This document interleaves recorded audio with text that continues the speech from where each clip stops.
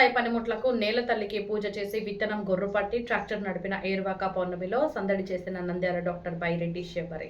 నేల తల్లికి ఎడ్లకు వ్యవసాయ పనిముట్లకు ప్రత్యేక పూజలు చేసి విత్తనం గొర్రు పట్టి స్వయంగా ట్రాక్టర్ నడిపి పొలం దున్ని నంద్యాల పార్లమెంటు సభ్యురాలు, Lok Sabha TDP deputy floor leader, Telugu Desam party జాతీయ ప్రధాన కార్యదర్శి డాక్టర్ బైరెడ్డి శబరి సందడి చేశారు.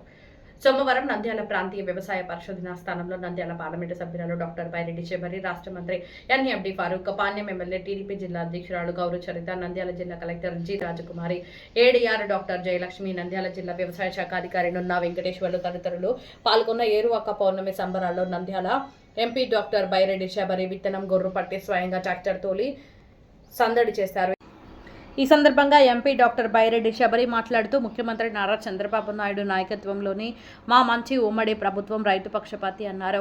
రైతు సంతోషం, ఆనందంగా ఉంటేనే రాష్ట్రం, దేశం అభివృద్ధి చెందుతుందన్నారు. రైతే రాజు అని దేశాభివృద్ధిలో రైతు కీలకమని నమ్మిన సీఎం చంద్రబాబు మొదటి ఏడాది అన్నదాత సుఖీభవ, పీఎం కిసాన్ నిధులు అర్హులైన రైతులకు 20,000 జమ చేసి రెండవ ఏడాదికి కూడా ఇటీవలే అన్నదాన సుఖీభవ, పీఎం కిసాన్ నిధులు 7,000 పెట్టుబడి నిధులు జమ చేయడం సంతోషంగా ఉందని ఎంపీ డాక్టర్ బైరెడ్డి శబరి అన్నారు.